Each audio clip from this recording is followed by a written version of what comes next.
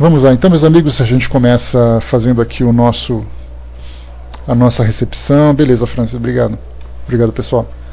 A gente começa aqui fazendo a nossa recepção desse retorno, né? A gente vai retomar o nosso estudo. Lembrando que nós estamos estudando o último capítulo do nosso Livro dos Espíritos, a quarta parte, Esperanças e Consolações. A gente está no capítulo 2, Penas e Gozos Futuros, agora no item número 9, Paraíso, Inferno, Purgatório e Paraíso Perdido, a partir da questão de número 1011. É o último capítulo, depois nós temos a conclusão, para encerrar o nosso Livro dos Espíritos, e depois vamos iniciar o estudo do livro Obras Póstumas, conforme a gente tinha programado durante esse nosso ano letivo que passou, né? Começando com essa questão número 1011, ela tem um detalhe interessante, uma curiosidade. Algumas pessoas não repararam, outras já repararam e tudo mais, mas algumas edições do Livro dos Espíritos, ela vai até a questão de número 1019. Outras edições vão até o número 1018. Para essas que vão até o número 1019, é porque falta a questão número 1010. Aliás, a questão número 1011, né? Inclusive a própria FEB, nas suas traduções, na tradução de 1974, eles colocaram uma observação dizendo que essa questão, por exemplo, né, desse item número 9, ele começa no número 1012. Então, nesse caso que a gente está estudando, que é a tradução do Herculano Pires, ela começa no número 1011.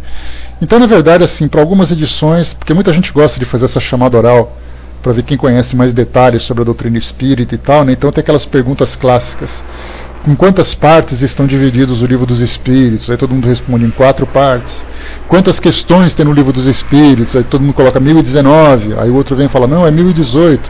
Aí começa aquele bate-boca. Na verdade, isso aí foi uma falha, né, na edição, na época de Kardec, nas suas publicações, em que ele pulou a questão 1011. E aí então, pulando a 1011, acabou naturalmente, né, entrando uma questão a mais, mas isso não faz muita diferença para nós, não. Então é só a título de curiosidade mesmo, lembrando que a segunda edição, que foi definitiva, que Kardec publicou, ele saltou então o número 1011, e ela foi publicada lá em março de 1860. E a partir dessa edição, de março de 1860, Kardec teve mais 14 edições depois da sua desencarnação. E aí, naturalmente, né, a própria Sociedade Parisiense de Estudos Espíritas começou a mudar a sua estrutura, acabou fechando, aquela coisa toda, e aí então vieram as traduções. E aí, no caso do Brasil, acabou assumindo essa bandeira de divulgar o Espiritismo, e vieram as tantas e tantas traduções, e tantas edições também, né? Então, só a título de curiosidade, a gente já coloca essa questão aqui para a gente compreender um pouquinho essa diferença que há entre algumas traduções. Tá? Mas isso não interfere no conteúdo, tá, pessoal? Vamos lá então, a gente vai falar sobre o paraíso, o inferno, o purgatório e o paraíso perdido. Como a gente sempre fala, né? Bom dia, pessoal que chegou. Como a gente sempre fala, é importante que quando nós estudamos essas questões bíblicas, esses temas que Kardec colocou para nós, como por exemplo, falando sobre penas temporais, falando sobre intervenção de Deus, falando sobre a ressurreição da carne, paraíso, inferno, purgatório e tudo mais, esses temas eles não podem ser estudados se nós não tivermos como ponto de início o estudo bíblico. Então é necessário que tenhamos uma Bíblia, é necessário que nós pesquisemos para saber onde vêm essas citações, porque se nós não estudarmos a Bíblia, nós não vamos entender por que há essa contestação de Kardec e também até mesmo a orientação dos espíritos contradizendo aquilo que está sendo dito. Porque esse pensamento, esses dogmas cristãos que vem sendo difundido durante milênios, né, porque a gente lembra que essa ideia vem lá da época de Jesus e até mesmo antes dele, alguns desses temas. Então, durante gerações e mais gerações, esses temas vêm sendo difundidos. Então nós não podemos partir do estudo simplesmente espírita sem conhecermos o estudo bíblico. É necessário. Porque quando você fala em paraíso, por que as pessoas acreditam em paraíso? Onde isso está escrito na Bíblia? Quem falou sobre isso? Jesus falou sobre a casa do meu pai, que eu vou preparar aquela casa, que todos nós moraremos em Deus e tudo mais. Quem falou do inferno? A mesma coisa. Você vai lá para Geena, né, para aquele lugar do vale do Hiron, se eu não me engano, lá em Jerusalém, onde havia aquela fogueira que não apagava nunca e tudo mais. Então é fundamental que a gente quebre esse preconceito de estudar a Bíblia para entendermos aquilo que a doutrina espírita está falando. Porque quando a gente fala assim, olha, você tem que ter o livro dos Espíritos e uma Bíblia do lado. Tem muitos espíritas que ficam até arrepiados, né? Não, eu não tenho necessidade de estudar a Bíblia, porque ele só tem bobagem, não sei o quê, não sei o quê. Não bobagem, mas tem muitas figuras de linguagem, tem muitas alegorias que não interessam. Interessam sim. Interessam porque a doutrina espírita veio trazer para nós um novo ponto de vista do mundo espiritual, e esse novo ponto de vista deve ter como ponto de início o velho ponto de vista. Então é fundamental que a gente tenha essa base.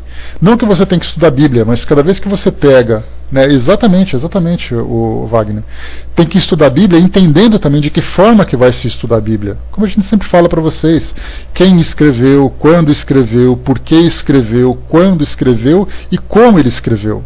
Porque as traduções daquela época trouxeram para nós muitas mudanças, né? Será que Kardec estudou a Bíblia para conceber o livro do Evangelho? Ele era católico, né, o Armando? Ele era de família católica, ele estudou com Pestalozzi, que era protestante.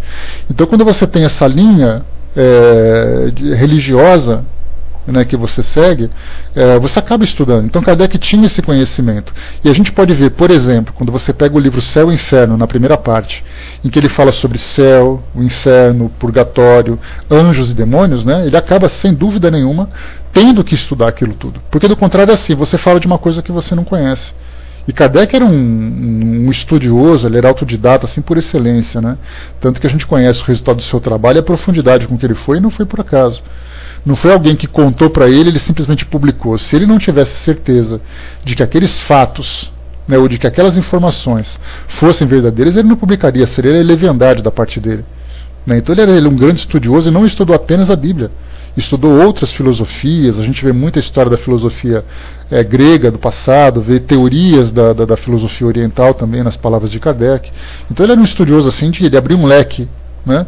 Então se ele teve que estudar tudo isso, para trazer para nós essa base doutrinária, nós também temos que fazer isso. Só que como nós somos acomodados, nós queremos pegar sempre a coisa pronta. Então a gente começa assim, de onde ele terminou, já está bom.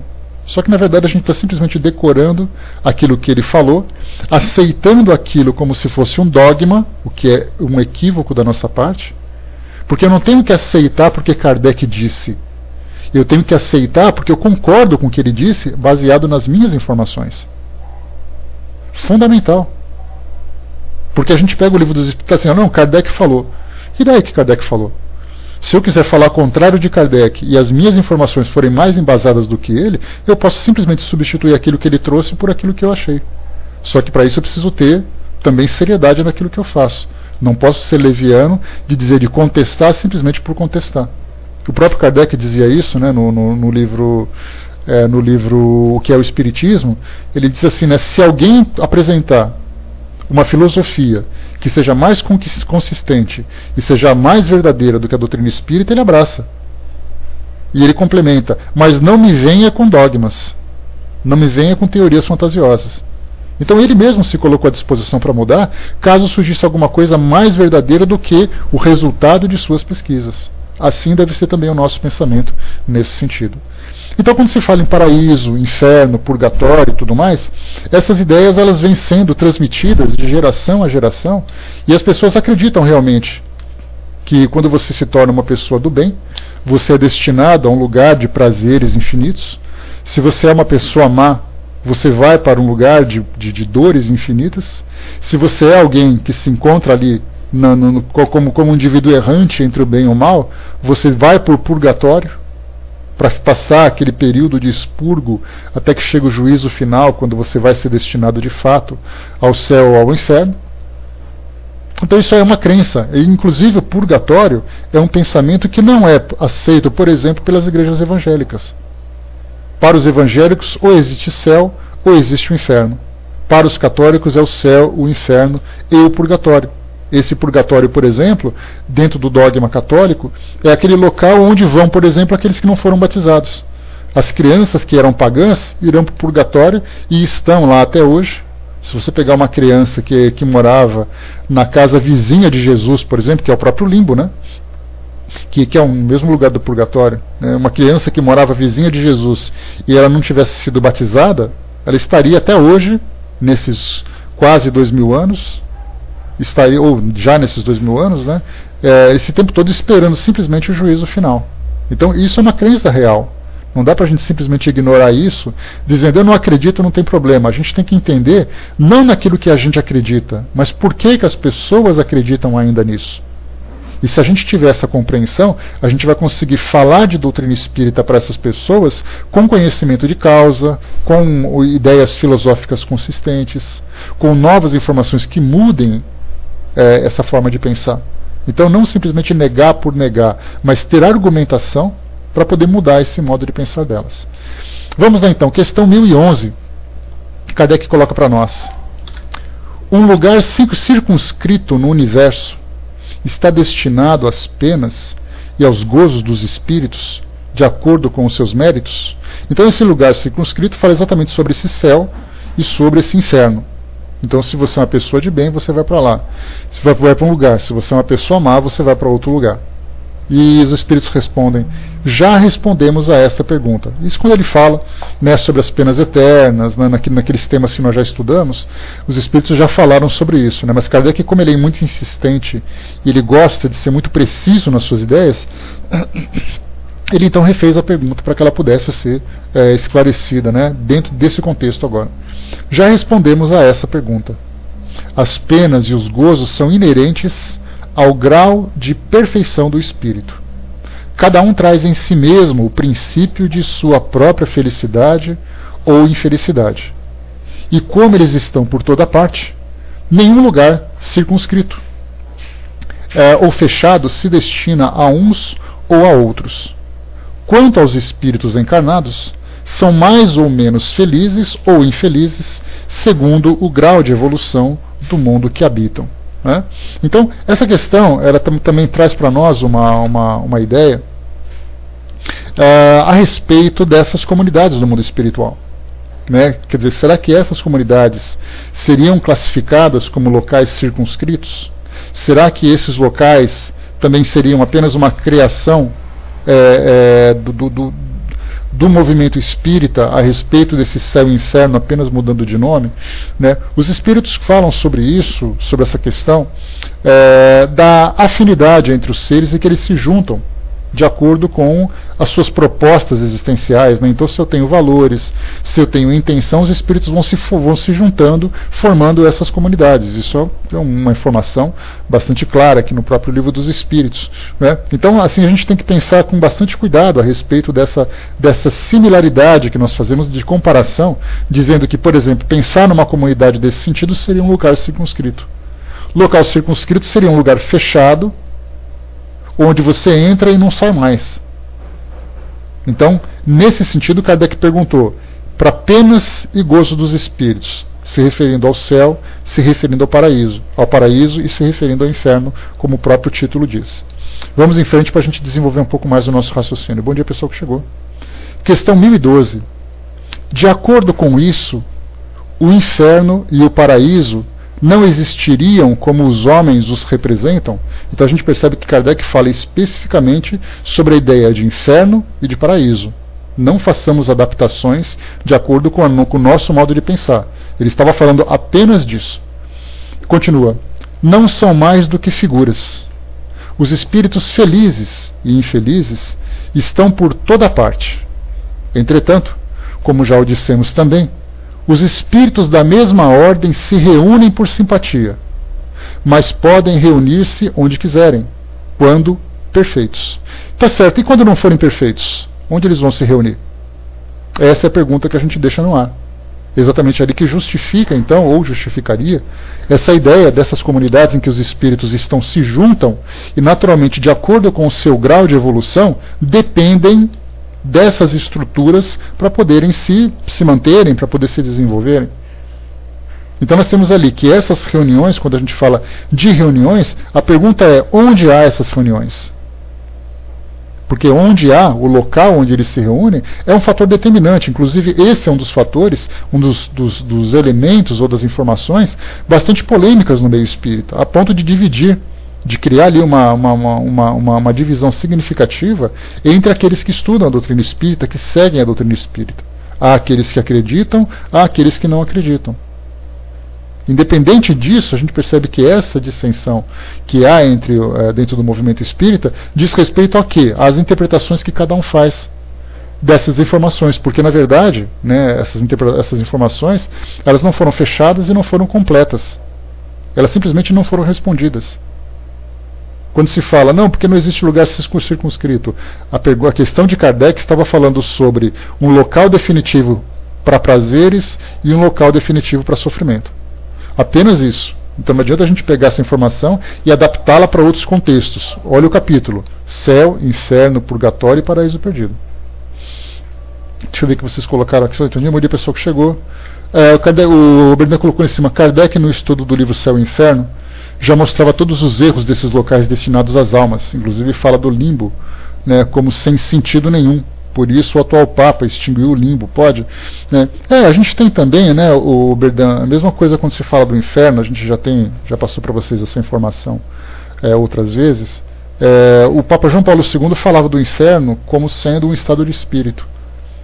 É o espírito, né, essa alma, ao se libertar do corpo físico, ela vivencia esse estado psíquico, estado moral, por toda a eternidade, porque na verdade ele não vai dizer que a alma pode se renovar, porque isso iria contra as próprias bases, os próprios pilares da igreja. Então ele simplesmente dizia que o inferno é um estado de espírito. Já o Papa Bento XVI, né, que agora no próximo dia 28, né, na próxima quinta-feira, deixa o cargo, ele afirmava que não, ele não concorda com João Paulo II. Ele afirma que... amanhã já, né, Silvia? Então ele afirma que o inferno é um local geográfico e muitas almas se encontram lá, em sofrimento eterno. Então a gente percebe que na própria liderança da igreja há essa mudança de opinião, e o que é muito saudável. Porque a gente percebe que, embora essas informações sejam dogmáticas, ou seja, quando a gente fala em dogma, a gente fala de uma ideia que ela não pode ser contestada. Se eu disser para vocês, por exemplo, vamos supor que nós sejamos católicos, e eu fale para vocês que Jesus ressuscitou e depois foi para o céu no seu corpo material, se você contestar essa informação, você está indo contra as bases da sua própria crença. Então seria, se pegarmos, por exemplo, nos tempos mais antigos, onde havia Inquisição, onde havia aquele radicalismo e tudo mais, a gente poderia dizer que você seria excomungado da igreja, simplesmente porque você não aceita aquilo que foi determinado como base fundamental daquela crença. Então nós temos Adão e Eva, que é um dogma, a gente tem a Virgem Maria, ressurreição de Jesus. Tudo isso foi trazido como dogma, não pode ser contestado. O céu e o inferno, os anjos e os demônios, Jesus como sendo Deus encarnado, tudo isso são dogmas, né? Agora, o interessante é que a gente percebe que conforme a sociedade vai evoluindo, conforme o pensamento das pessoas vai evoluindo, a gente vê que elas vão, de uma forma muito natural, contestando essas informações. Então a gente vê que um Papa, um líder da igreja, contesta aquilo que é um dogma da própria igreja. E dois papas, duas lideranças, não pensam de forma comum, até mesmo com relação às diretrizes da instituição. A gente não está aqui para falar de catolicismo, mas a gente não pode deixar de avaliar a influência da igreja na nossa sociedade pelo volume de católicos que existe no mundo. A gente não está aqui para estudar, né, apenas o nosso ponto de vista. A gente está aqui para entender, através desses estudos, entender por que a sociedade chegou onde está, por que as pessoas pensam dessa forma, por que o nosso mundo se comporta dessa forma, por que existe essa variedade de religiões, de opiniões. Esse é o pensamento filosófico. Se nós nos fecharmos apenas para decorar aquilo que o Livro dos Espíritos fala, a gente fica fechado dentro de uma redoma, sem ter conhecimento do que passa à nossa volta. Na verdade, a gente fica completamente alienado. Eu sei tudo que fala a doutrina espírita, mas eu não faço ideia do que se passa no mundo. A gente tem que fazer ideia do que se passa no mundo, porque, na verdade, como disse Leon Denis para nós no livro Depois da Morte, o Espiritismo ele é uma evolução natural de todas as crenças que a humanidade já cultuou. E essa evolução, assim, por que hoje nós pensamos diferentes? Porque nós chegamos à conclusão que aquele pensamento anterior não era compatível com a verdade, não era compatível com a lógica. É fundamental que a gente pense dessa forma, né? Então, vamos lá. Deixa eu ver aqui.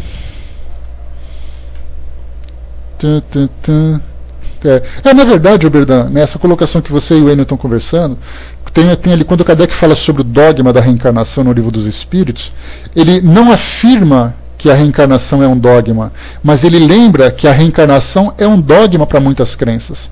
Aí ele fala, né, o que vocês pensam do dogma da reencarnação? Ele não está afirmando que ela é um dogma.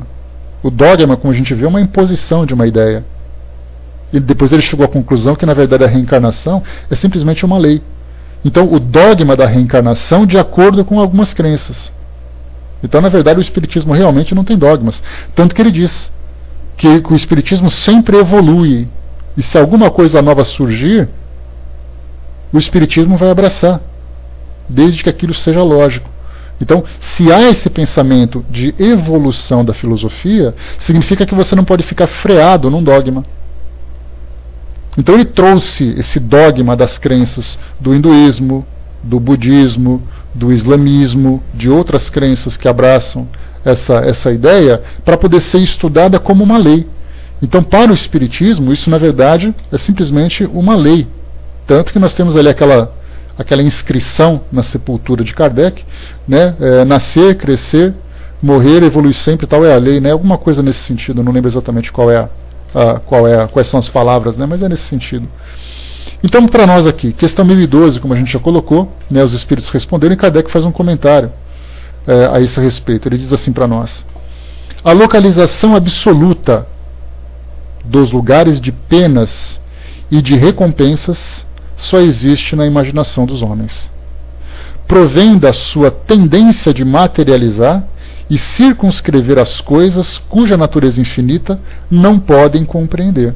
Então, na verdade, por a gente ter sempre esse pensamento que vai sendo transmitido entre as gerações, faz com que ele só pense dessa forma, não conseguem pensar de um modo diferente. E o detalhe interessante, como eu falei para vocês, né, é importantíssimo que nós busquemos fontes que tratam dessa informação, que trata do céu, do inferno, por exemplo, dos estudos bíblicos. Para poder ter uma ideia do que se falava sobre isso, eu já fui lá correndo, coloquei, né, céu, inferno, Bíblia, lá no Google, e apareceu para mim ali apareceram alguns sites. Fui então num site evangélico, estudosbíblicos.com.br, e comecei a ler o que eles falam, o que os evangélicos falam sobre isso. É fundamental que vocês façam isso. Não adianta a gente contestar uma ideia se a gente não sabe qual é essa ideia. Então eu fui lá, e muito surpreso, eu encontrei esse site evangélico que falava exatamente disso, que o paraíso não é o local para onde você vai. Ou seja, você não vai para o paraíso para encontrar Deus. É importante que você encontre Deus para viver o paraíso. Olha que pensamento bacana esse. Que é exatamente isso que a doutrina espírita passa. Naturalmente, como a gente comentou no nosso estudo anterior, trazendo como base a reencarnação, né, os vários processos, as várias etapas em que o espírito alcança esse seu estado, né, de plenitude, de felicidade, de depuração. Mas só o fato de pensar assim, que você não precisa ir para o paraíso para encontrar Deus, mas você precisa se afinizar com Deus para viver o paraíso, é um pensamento absolutamente lógico. E por incrível que pareça, esse estudo bíblico, trazido por um grupo evangélico, contrasta com outros pensamentos evangélicos que dizem que não, o paraíso realmente é aquele local, como o próprio João Batista, né, o apóstolo João, lá no Apocalipse, disse, né, que o paraíso é uma cidade com ruas de cristal, com pilastras, com isso, com aquilo. Então ele materializou essa ideia do paraíso. Nós temos, por exemplo, no pensamento na mitologia greco-romana, né, mas principalmente na mitologia grega, os Campos Elíseos. Os Campos Elíseos, né, tem até um bairro aqui em São Paulo que chama Campos Elíseos, é aquele local, o paraíso, onde nós temos vales verdejantes, com muitas flores, com cachoeiras, onde você vai cantar e dançar por toda a eternidade. E nós temos ali Hades, né, que é aquele deus grego que protege o paraíso, contrastando com o Tártaro, que é aquele que é o responsável pelo inferno, né, pelo mundo dos mortos. Então a gente vê, né, os muçulmanos pensam no céu, os cristãos pensam no céu, os gregos pensam nos campos elíseos. Então a gente sempre teve essa necessidade de fazer uma comparação entre esse estado de plenitude que a gente vivencia, materializando de acordo com o lugar que a gente vive. Tanto que a gente diz assim: você viajou? Eu viajei para onde? Eu fui para uma ilha paradisíaca. O que é uma ilha paradisíaca exatamente? É uma ilha que parece um paraíso. E como é essa ilha? Aquele mar, aquela água transparente, aqueles coqueiros com redes, com pessoas bonitas e tudo mais. Então a gente sempre tende a materializar o estado do espírito. Nós só sabemos fazer isso porque os nossos sentidos trazem para nós essa referência. Eu não posso falar de alguma coisa abstrata se eu não tenho referências concretas dessa coisa abstrata. E eu não vou ter nunca. Vai com Deus, professor. Até mais. Vai lá, meu filho.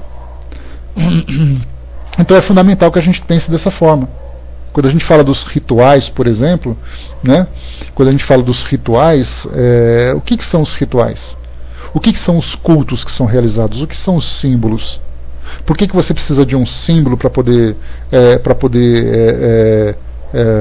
cultuar? Por que você precisa de um ritual para poder entrar em comunicação com Deus? É a forma que nós temos de materializar a nossa fé. Para eu ter certeza, isso é para o bem e para o mal. Quando as pessoas pegam aqueles rituais em que sacrificam animais, aqueles símbolos bizarros, aquelas roupas assustadoras e tudo mais, é a forma que ele tem de mostrar aquilo que ele traz dentro dele. É o seu estado de espírito. E quando você vai para uma igreja, você tem aqueles cânticos gregorianos, ou então aqueles corais de crianças e tudo mais, né? Aliás, aqui na frente da minha casa tem uma igreja evangélica, tá, pessoal? Só para dar uma curtida. Todas as terças e quintas e sábado e domingos, à noite nós temos aqui culto, tá? Que é daquelas bem calorosa mesmo, né? Então, mas eu tive o prazer de ouvir crianças cantando esses dias, né? Então, a gente vê assim, é uma forma que as pessoas têm de externar aquilo que elas estão sentindo. Então, na verdade, elas pegam Deus e traduzem, né, ou transformam Deus num símbolo, num crucifixo, numa imagem. Aqueles indivíduos, né, os indivíduos que se tornaram santos, que foram canonizados pela igreja, se transformaram em estátuas. É uma necessidade que o homem tem. Naquele documentário, A História de Deus, do Discovery Channel, que eu passei para vocês, nós temos logo no início uma passagem interessante que mostrava o homem, lá no início da sua vivência, na época das cavernas, e eles encontraram, né, as pinturas rupestres numa caverna da França. E ali então eles encontraram mãos que foram pintadas na parede das cavernas. Eles pegavam ali tinturas, né, feitas com os vegetais, com flores, raízes, aquela coisa toda. Depois eles pegavam e sopravam nas suas mãos encostadas na parede, aquela brincadeira que a gente já fez nas aulas de educação artística, né? E depois eles tiram a mão e fica aquele pintado em volta e a mão. É a forma como eles têm de entrar em contato com Deus através da natureza. Eles se sintonizam com a natureza para entrar em contato com Deus. Então, na verdade, a gente percebe o que é a necessidade que o homem tem de materializar aquilo que ele não conhece. E o mundo espiritual ainda é um mistério para nós. Embora nós, espíritas, tenhamos bastante informações sobre a realidade do mundo espiritual, sobre a continuidade da vida, ainda assim nós fazemos muito mais por crenças do que por convicção. Nós aceitamos pela lógica, porque é muito interessante, nós aceitamos com o coração, porque a gente adoraria que essa ideia fosse verdadeira, mas na verdade a gente não consegue representar isso na nossa mente, porque nós precisamos de referências materiais. Então o céu e o inferno, ou o paraíso e o inferno, é uma criação humana para representar aquilo que para ele é um estado de espírito. Isso é interessante, dentro da psicologia a gente encontra essa questão do homem traduzir ou interpretar aquilo que ele logicamente não consegue compreender. Porque a minha mente, o meu intelecto, só consegue entender aquilo que é palpável, aquilo que é analisável, aquilo que pode ser estudado. Fora isso, é simplesmente uma questão de crença. Então, quando a gente acredita, simplesmente, a gente acaba criando exatamente essas figuras, essas alegorias para interpretar aquilo que nós gostaríamos de crer, já que o nosso intelecto não consegue traduzir. Questão 1013, vamos lá. O que se deve entender por purgatório? Dores físicas e morais. É o tempo da expiação.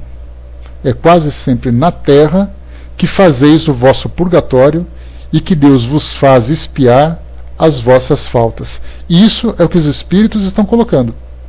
Porque para os crentes, esse purgatório é um local onde o espírito vai passar aquela sua fase até o juízo final, segundo a programação que se encontra, por exemplo, no livro das Revelações, que é o Apocalipse.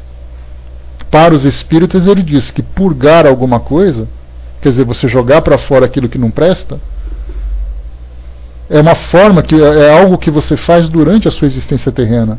Só que, na verdade, esse sofrimento para nós, que o mundo material acaba oferecendo, se torna muito mais um inferno do que um purgatório. Porque a gente não compreende que essas dificuldades, que esse sofrimento que nós vivenciamos aqui hoje, é o resultado das nossas ações, das nossas escolhas negativas, equivocadas. Então a gente diz assim, eu estou sofrendo como um castigo, só que esse castigo se transforma em inferno para mim. Tanto que muitos dizem, o inferno não existe, o inferno já é aqui. Só que tanto essa ideia do inferno e do purgatório são estados de espíritos de acordo com aquilo que o espírito vivencia. Então, para nós, o que significa exatamente essa ideia do purgatório? É exatamente ali a expiação que acontece durante a nossa vivência terrena. Vamos lá, comentário de Kardec. Aquilo que o homem chama purgatório é também uma figura pela qual se deve entender não algum lugar determinado, mas o estado dos espíritos imperfeitos que estão em expiação até a purificação completa que deve elevá-los ao plano dos espíritos felizes. Operando-se essa purificação nas diversas encarnações, o purgatório consiste nas provas da vida corpórea. Então, na verdade, essa é uma interpretação espírita dessa ideia do purgatório. Que, na verdade, o fato da ideia existir já é algo significativo. Todas as pessoas pensam que existe um lugar onde os espíritos perfeitos vão habitar, cada um dando o seu toque pessoal, um lugar onde o sofrimento é eterno para aqueles que não conseguem se transformar, cada um dando o seu toque pessoal, e um local, para a maioria das crenças, que é um local onde o espírito vai trabalhar os seus valores, trabalhar o seu modo de pensar, os seus sentimentos, para poder alcançar esse estado paradisíaco. Para uns isso acontece apenas no mundo espiritual, num lugar fechado, circunscrito, num lugar aberto, que não tenha nenhum tipo de fronteira. Para a doutrina espírita mostra para nós que essa ideia da expiação, ela pode acontecer tanto aqui, no mundo material, como pode acontecer também no mundo espiritual. Muitos espíritos espiam o seu egoísmo, espiam as suas falhas de caráter, como, por exemplo, um espírito desencarna e não consegue estar em contato com os espíritos amigos, com aqueles que eram seus familiares, com seus entes queridos. Por que há essa restrição? Exatamente pelos valores que ele cultivou, por aquilo que ele conquistou na sua vida terrena. E ele vai continuar nessa distância até que algo se transforme para que ele seja merecedor. Então a expiação também pode acontecer no mundo espiritual. Questão 1014. Como se explica que os espíritos que revelam superioridade por sua linguagem tenham respondido a pessoas bastante sérias a respeito do inferno e do purgatório de acordo com as ideias vulgarmente admitidas? Então, a gente lembra sempre que, tanto dentro do meio espírita, na época de Kardec, como também fora, no caso do mundo católico, porque a gente lembra que naquele livro que nós estudamos, A Mediunidade dos Santos, ali fala bastante sobre essa ideia, né, da comunicação com os espíritos. Muitos tiveram contato, muitos desses religiosos da Igreja Católica viram o inferno, outros viram o céu, outros receberam essas comunicações, foram considerados santos, aquela coisa das revelações e tudo mais. E por que esses espíritos continuam insistindo nessa ideia do paraíso? Por que outros espíritos mostram esse inferno, que é uma criação humana, para essas pessoas? Por que continua ainda havendo essa insistência? A resposta dos espíritos: eles falam uma linguagem que possa ser compreendida pelas pessoas que os interrogam. Quando essas pessoas estão muito imbuídas de certas ideias, eles não querem chocá-las muito rudemente, para não ferir as suas convicções.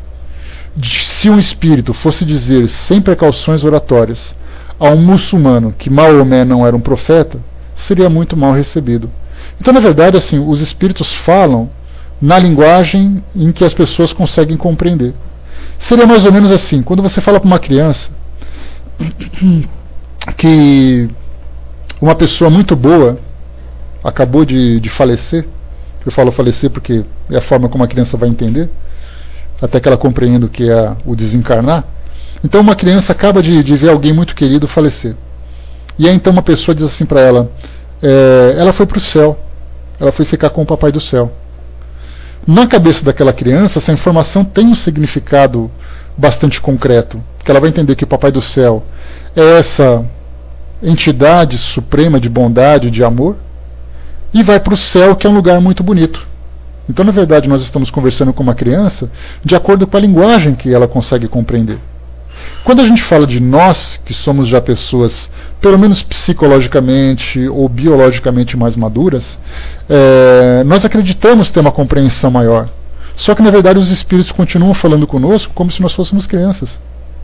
Então eles falam do céu, do inferno, porque é exatamente aquilo que a gente acredita, até que a gente alcance uma maturidade espiritual. Até mesmo dentro da linguagem espírita, os espíritos continuam tendo muito cuidado da forma como eles falam. Porque a doutrina espírita traz uma base para nós que não explora de uma forma muito profunda o mundo espiritual, com os detalhes do mundo espiritual, consequentemente eles vão falar de coisas que nós não compreendemos.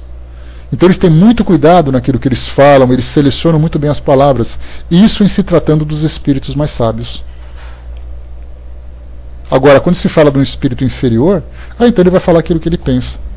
Quando a gente pega, por exemplo, essas sessões de descarrego, esses exorcismos que a gente vê em filme, em televisão, por que um espírito se identifica como um demônio, como um diabo? Porque é exatamente a crença daquelas pessoas. Se ele chega, por exemplo, num centro espírita, se manifesta numa reunião mediúnica e fala que é o demônio, de imediato ele é desmascarado. Agora, se você fala isso numa igreja, você provoca um efeito muito negativo. Então, dessa forma, o que acontece? Tanto os superiores como os inferiores se aproveitam das nossas próprias crenças para trazer uma mensagem, seja ela uma mensagem positiva, seja ela uma mensagem negativa. Falar para o muçulmano, por exemplo, que Maomé não é um profeta, certamente seria ali uma blasfêmia. Agora, se eu vou me manifestar, vamos supor que eu seja um espírito, e que eu vá me manifestar para um católico, que é um seguidor ativo daquela sua crença, da sua religião, qual é a forma ideal de eu me manifestar? Através da aparência de um santo.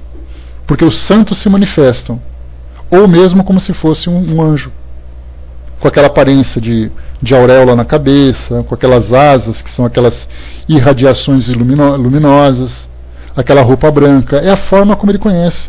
Porque se eu aparecer de calça jeans e camiseta e tênis e falar para esse meu filho, eu vim trazer para você uma verdade, ele vai dizer que é o diabo que está personificado na minha imagem, na minha aparência.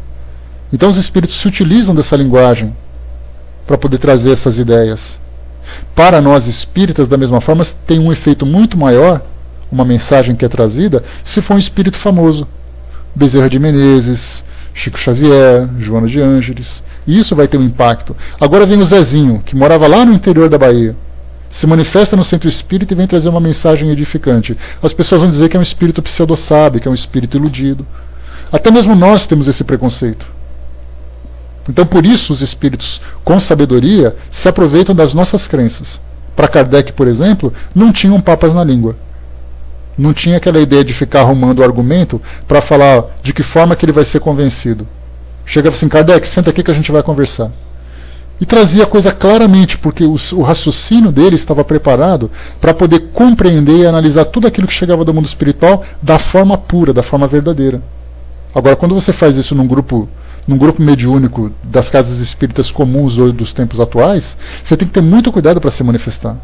Muitos espíritos que tinham bom conhecimento vieram trazer uma mensagem e foram simplesmente classificados como obsessores, como espíritos fascinadores. Os médiuns sofreram preconceitos, porque o espírito falou através dele. Então o médium começa a sofrer bullying dentro da casa espírita. Nenhum espírito que se fala, mistificadores também, mas eu estou falando do lado positivo, Berdão, porque o lado negativo é exatamente por aí. Então ele começa a sofrer bullying na casa espírita, nenhum espírito que fala através dele é um espírito bom. Simplesmente porque alguém veio e jogou numa forma muito direta uma informação que eles não estavam preparados por causa das suas convicções, por causa dos seus próprios dogmas. Porque espíritas também criam dogmas. Esse é um dos motivos, por exemplo, que nós temos essa ruptura dentro de várias linhas de pensamento dentro do movimento espírita. Então é importante a gente lembrar que a doutrina espírita, ela é por si mesma sólida e concreta. O movimento espírita é aquilo que os próprios espíritas criam. E esse movimento espírita está ali uma salada, né, de pensamentos contraditórios, de dissensões, de preconceitos, de agressões até mesmo. Vamos em frente. Questão 1014A. Concebe-se isto da parte dos espíritos que desejam instruir-nos. Mas como se explica que espíritos interrogados sobre a sua situação tenham respondido que sofriam as torturas do inferno ou do purgatório? Kardec faz uma separação significativa entre essas duas questões.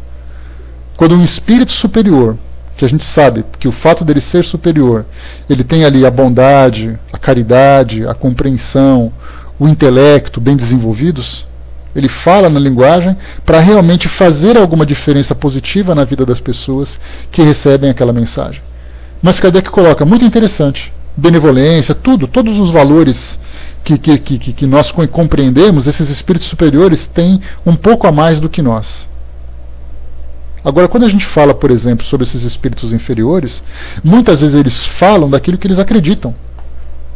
Eles falam daquilo que eles estão vivendo. Mas como é que a gente pode imaginar que um espírito no mundo espiritual ainda continue acreditando em demônios, em anjos, em céu e inferno? Porque a nossa ideia, muito simplista, infelizmente, acaba acreditando que basta você desencarnar que todas as verdades do mundo espiritual serão abertas na sua frente.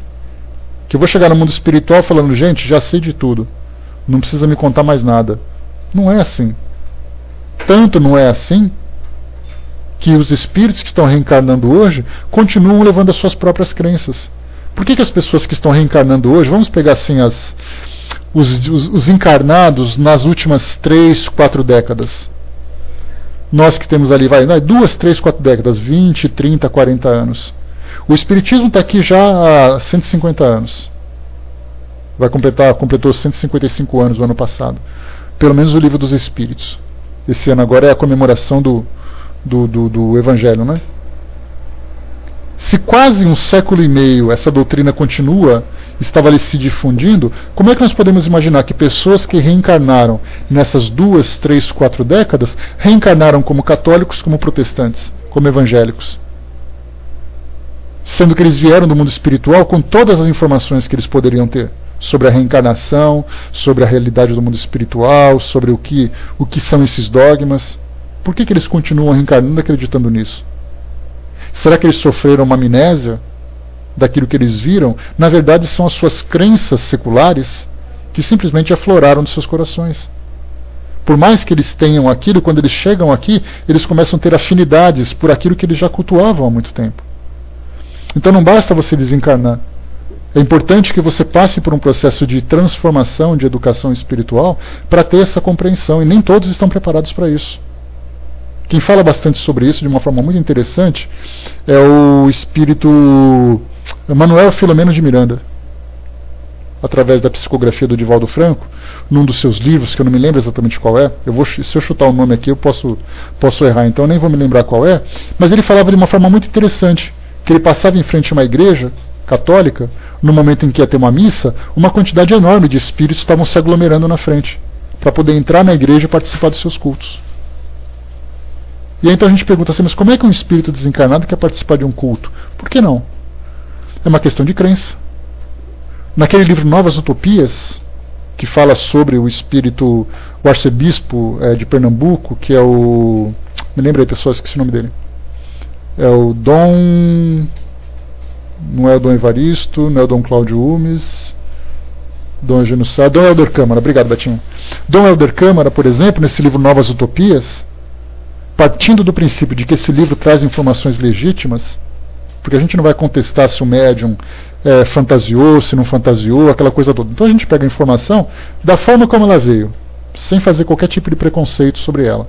Mas Dom Helder Câmara, por exemplo, ele foi perguntado pelos entrevistadores dele no momento da psicografia se ele deixou de ser católico. Ele falou assim: não, eu continuo sendo católico, porque a ideia do catolicismo é uma crença, e eu continuo influenciando o meio católico para que ele possa progredir, para que ele possa fazer bem das pessoas. Então a gente pensa um arcebispo que desencarnou, e perguntaram para ele: o que o senhor acha da psicografia? Ele falou: é muito interessante de se comunicar. E aí então começaram a fazer aquelas perguntas se ele por acaso tinha mudado, porque para muitos espíritas seria a glória, né? Um espírito que desencarnou, de repente ele se converteu para ser espírito, ainda mais um espírito dessa envergadura. Todo mundo falava assim: isso aí mesmo, ele mudou de ideia, só podia ser. Não, pelo contrário, ele continua sendo o que ele é. Ele poderia continuar se vestindo como ele se veste. Aliás, muitos sacerdotes, não como espíritos sofredores, mas como espíritos benevolentes, se manifestam em reuniões mediúnicas vestidos exatamente como assim dizia: não saiu aqui o que você postou, só apareceu aqui o ele com asterisco, então essa correção que você pôs não veio. Tá, manda de novo, por favor. Então a gente vê que muitos se manifestam vestidos de freiras. Joana de Ângeles, por exemplo, quando se manifesta, ela está vestida de freira. Muitos sacerdotes se manifestam fazendo uma caridade significativa no mundo espiritual, vestidos com as suas roupas. Evangélicos continuam assim. Então a gente lembra sempre isso, que o fato de você desencarnar não significa que você vai deixar de lado as crenças que te fazem bem, as crenças que te fazem felizes. Nós mudamos de acordo com aquilo que nos faz bem. Se isso me faz bem, eu mudo. Se não faz, eu não mudo. Tanto que Bezerra de Menezes fala muito sobre isso. Ele diz assim que espíritos espíritas, ele costuma falar muito isso em congressos, né? Então ele começa assim trazendo a mensagem, então ele diz assim, né? A vocês, espíritos espíritas. Aí todo mundo fica assim: mas todo espírito não é espírita? Não é mesmo. Sandizinha colocou em um dos livros de Luiz Gonzaga Pinheiro, ele relata a situação de espíritos que chegam às reuniões mediúnicas, né? Exatamente. Então ele fala sobre tudo isso. Aqueles que compreendem. Então, você tem aqueles que nem compreendem que desencarnaram, imagina aqueles que, se a gente vai achar que alguém vai mudar de crença de uma hora para outra. Então aqui para nós, né, de novo, essa questão 1014A. Como é que a gente pode entender que espíritos continuem ainda acreditando em torturas do inferno ou do purgatório? E assim dizia, complementa aqui, né? E relutam em aceitar auxílio porque acham que devem ficar adormecidos esperando o juízo final. Tem aqueles que se recusam a serem atendidos em centros espíritas. Por que isso tudo? Porque exatamente as crenças que eles diziam, que eles acreditavam, dizia que centro espírita é uma coisa do mal. E de repente ele aparece numa manifestação, se manifesta numa reunião mediúnica e diz assim: o que eu estou fazendo aqui? Esse lugar é do demônio. Eu quero ir embora daqui, me tira daqui. Outros: o que eu estou fazendo aqui? Outros se encontram naquele estado de adormecimento, de torpor. Onde estou, quem sou eu, por que isso não acaba, aquela coisa toda. Né? Vai saber, Berdan. Eu vou deixar uma senha com vocês, tá? Quando eu me manifestar, eu dou a senha para vocês, vocês vão saber só. Eu vou passar uma senha para cada um, vou fazer da vida de vocês um inferno, pode deixar. Vamos lá então, por que eles pensam, continuam acreditando nisso ainda? Resposta dos espíritos: quando eles são inferiores e não estão completamente desmaterializados, conservam uma parte de suas ideias terrenas e traduzem as suas impressões pelos termos que lhes são familiares. Encontram-se no meio que não lhes permite sondar o futuro, senão de maneira deficiente. Esta é a causa porque, em geral, os espíritos errantes, ou recentemente libertados, falam como teriam feito se estivessem na vida carnal. Inferno pode traduzir-se por uma vida de provas extremamente penosas, com a incerteza de melhora. Purgatório, por uma vida também de provas, mas com a consciência de um futuro melhor. Quando sofres uma grande dor, não dizes que sofre como um danado? O danado, na verdade, é aquele espírito que sofre danos. É aquele espírito que sofre o tempo todo. Ou a alma penada, também se prefere. O que é a alma penada? É aquela alma que está em constante pena de sofrimento, pena punitiva. Por isso essas expressões. A gente chegou a falar sobre tudo isso lá no comecinho do estudo do Livro dos Médiuns. A gente trouxe para vocês aqui quais são os termos mais comuns utilizados pelas pessoas, pela sociedade, pela mídia, quando se fala sobre espírito. A gente falou sobre espírito, alma penada, fantasma, entidade, qualquer coisa assim do gênero, né? Então a gente tem essas expressões.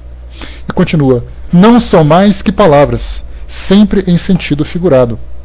É em sentido figurado, mas para ele é uma realidade. Para ele é real. Então, algo que a gente não consegue ainda compreender, como sendo um elemento muito influente e muito sólido no mundo espiritual, é a força do pensamento. A gente lê muito sobre isso, que o pensamento cria, que o pensamento transforma, que o pensamento transporta, que o pensamento... A gente só fala de pensamento, só fala de ideias vagas. Porque a gente não consegue ainda compreender a intensidade de um pensamento obcecado, obstinado. Porque se eu vou para o mundo espiritual, imagine que eu sou um fiel de uma religião qualquer, e eu estou naqueles momentos derradeiros da minha desencarnação. Aí eu estou ali como um moribundo, sofrendo, sei que eu vou desencarnar, então eu fico assim: Jesus, me ajuda, me leva para o paraíso, não me deixa ir para o inferno, não sei o quê. Eu desencarno com isso. Quem muitas vezes, só para vocês terem uma ideia de um modo mais palpável, por uma grande preocupação, não fixou tanto um pensamento com um problema que acabou sonhando com ele. Acho que todo mundo já vivenciou isso, e muitas vezes é aquela preocupação, é aquele estresse, a expectativa de alguma coisa muito importante que vai acontecer. Quando você dorme não dá outra, você sonha com aquilo. Por que isso tudo? Porque é o pensamento que ficou tão fixo na sua memória que no momento em que você entrou num estado de inconsciência física, a sua mente continua processando aquelas informações. Quando você está desencarnando e você leva as suas crenças obstinadas em alguma coisa, o espírito chega no mundo espiritual como se estivesse sonhando com aquela coisa. Continua acreditando, cria com o seu pensamento um cenário, cria uma situação que para ele é real. Tanto que muitas pessoas acordam assustadas de um pesadelo, por quê? Porque o pesadelo é real. Mesmo que o seu lado lógico fala para você assim: relaxa, rapaz, você só está sonhando. Esse bicho que vai pegar no teu pé, que está correndo atrás de você, não vai te fazer nada. E para você pensar disso de uma forma lógica, você quer correr. E quando acorda, você acorda suando. Quer dizer, para você aquilo é real. Para os espíritos que desencarnam, aquela situação também é real. Até com isso, assim dizia. Poxa vida. Né? O Bernard colocou: vários espíritos se manifestam pedindo bebidas, e que se parem de fazer preces e cantem músicas alegres. Né? Esses aí são até mais conscientes, o Bernard. Esses aí são mais safados, vamos dizer assim, né? Porque ele sabe que isso não existe, mas ele está cansado, ele quer continuar vivendo o prazer dele. Isso já não é mais, assim, digamos, a ignorância sobre a realidade. Ele quer viver aquilo que para ele é interessante. Então ele começa a colocar as preferências dele com conhecimento de causa. Tanto que muitos espíritos chegam numa reunião mediúnica e dizem assim: olha, eu sei que vocês me chamaram aqui, eu sei que vocês estão tentando me ajudar, mas eu quero viver a minha vida, eu não quero que vocês me atrapalhem, eu não quero que vocês façam isso, eu não quero que vocês façam aquilo. Então, na verdade, eles sabem o que está acontecendo, têm conhecimento. Se for então um espírito mais esclarecido para o mal, são aqueles obsessores que são muito intelectualizados a esse respeito. Então a gente vê assim, são os mais variados. Então depende do que? Das crenças. Muitos desses espíritos são esclarecidos no próprio mundo espiritual. Tem um detalhe interessante, que muita gente acha que os centros espíritas são os postos socorros do mundo espiritual. De fato são. Mas não são exclusividade dos centros espíritas fazerem isso. Muitos espíritos de crenças diferentes são conduzidos a essas reuniões, a esses cultos, a essas missas, para serem esclarecidos de um modo diferente, sem necessariamente se manifestarem através da mediunidade. Porque se pensássemos assim, né, que o mundo espiritual depende exclusivamente dos espíritas para poder se transformar, eles estariam perdidos, né? Porque é aquele médium que chega atrasado por causa do futebol, é aquele médium que brigou com a esposa, brigou com o marido, é aquela médium que está com preguiça, é aquela médium que tem um aborrecimento com um colega do trabalho ali na reunião mediúnica. Então, se fosse depender da perfeição dos espíritas para ajudarem o mundo espiritual a se tornar um mundo melhor, eles estariam perdidos. Então, os recursos que eles utilizam principalmente para esses espíritos que não são ligados ou não têm nenhuma simpatia, não têm nenhum interesse em serem assistidos pelos trabalhos doutrinários, são assistidos de outra forma. Imaginemos a quantidade de evangélicos que desencarnam, que ficam aí no mundo espiritual sofrendo essa angústia de não compreenderem. O que acontece com eles? Será que nós achamos mesmo, pretensiosamente, que eles serão arrastados para um centro espírita para ser esclarecido? Existem amigos no mundo espiritual, dentro do hinduísmo, dentro do budismo, do shintoísmo, dentro até do ateísmo, que são grandes filósofos, grandes intelectuais, que lidam com esses espíritos. Cada um especificamente tratando de acordo com as suas tendências. Exatamente, Brás, todas as correntes têm seus assistentes. Fundamental isso, nós temos essa compreensão. O mundo espiritual não gira em torno do espiritismo. O mundo espiritual tem uma dinâmica própria. O espiritismo é aquele que se aproxima pela forma como ele traz esclarecimentos, como a forma como ele viabiliza essa comunicação. Mas não é só isso. Imaginemos, por exemplo, na Itália.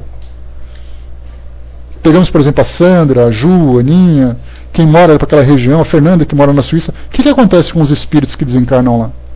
Será que eles têm que ser arrastados para o Brasil para ser atendidos no centro espírita daqui? Na Itália, por exemplo, onde o catolicismo é algo extremamente intenso, poderoso, o que acontece com esses espíritos? Vamos pensar, por exemplo, lá no Afeganistão. O que acontece com os afegãos que desencarnam? São trazidos para o Brasil, para um centro espírita, para serem esclarecidos? Pensemos dessa forma. O mundo espiritual não tem a doutrina espírita não tem exclusividade com o mundo espiritual. E o mundo espiritual não está restrito dentro das casas espíritas. Pelo contrário, infelizmente a gente conhece muito pouco a esse respeito.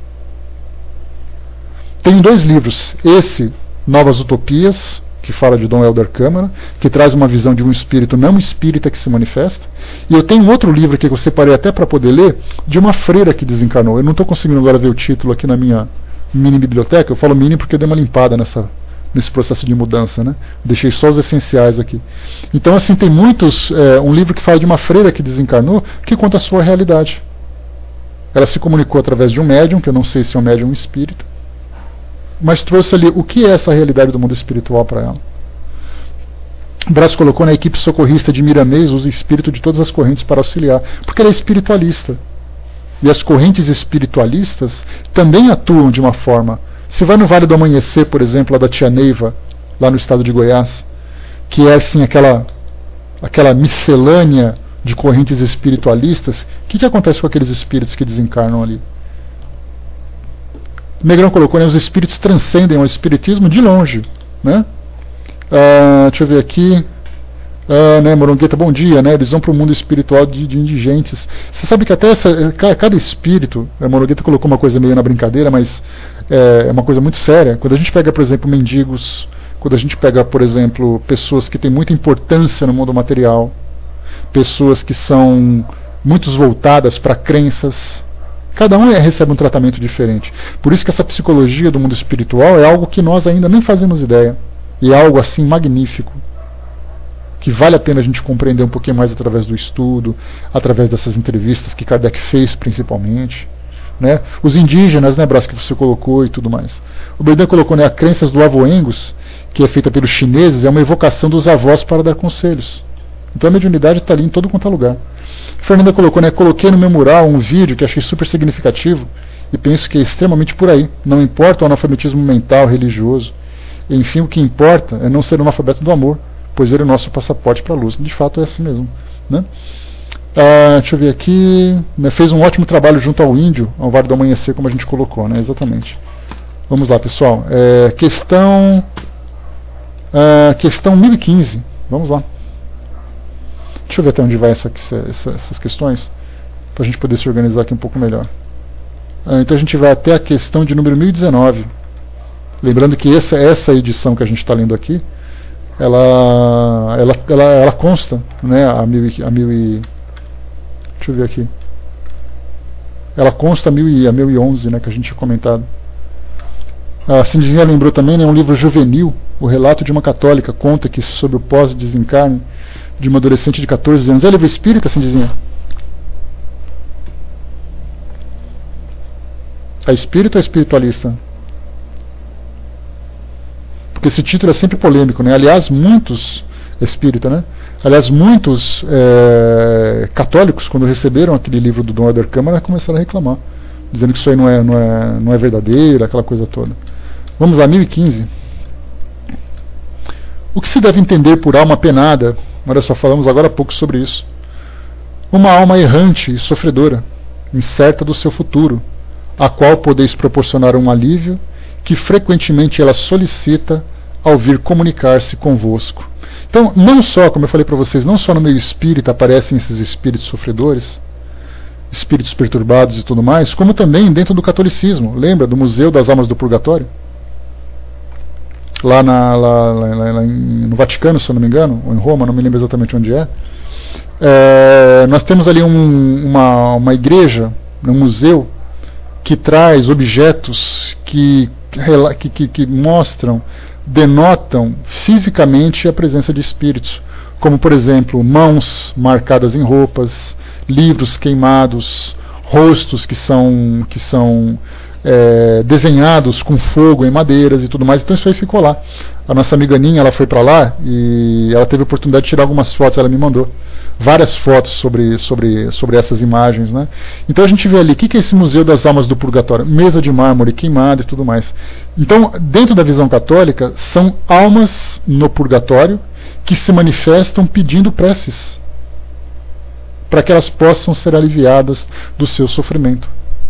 Então, quer dizer, lá do purgatório, que é aquele local fechado, dentro da visão católica, né, se manifestaram fisicamente através de um efeito físico, principalmente através de queimaduras, né, que é a forma mais fácil de você imprimir alguma ideia, e aí, então ela se manifesta. Então a gente vê dentro das mesas mediúnicas, já passou no Fantástico, Zé, exatamente. Para quem quiser, vale a pena, tá, pessoal? Isso aí é uma informação muito interessante para complementar aquilo que a gente está estudando. Dê uma chegadinha lá no YouTube, coloca lá Museu das Almas do Purgatório. Tá? E ali vocês vão encontrar. A Fernanda colocou agora também. Obrigado, Fê. Né, então, para quem quiser também na nossa página, Ferinha, coloca a página do Facebook para nós aí, para o pessoal que não está ainda participando.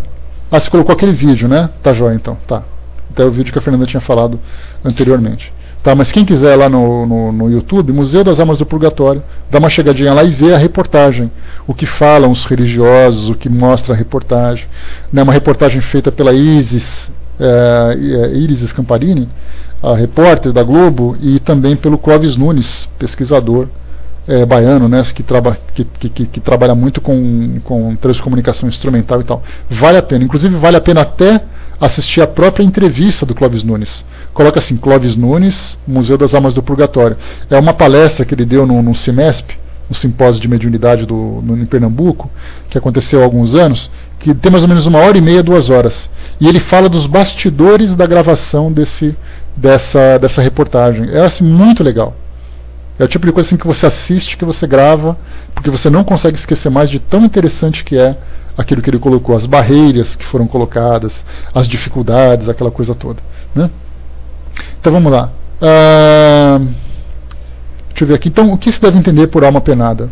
É uma alma errante e sofredora, incerta de seu futuro, a qual podeis proporcionar um alívio que frequentemente ela solicita ao vir comunicar-se convosco. Então são aqueles que vêm solicitar preces, são aqueles nomes que são colocados nos livros de preces, né, nas vibrações das casas espíritas, das instituições. Inclusive nós temos lá no nosso portal do espiritismo.net uma sessão de preces online, onde coloca ali se a pessoa é desencarnada ou encarnada e tudo mais.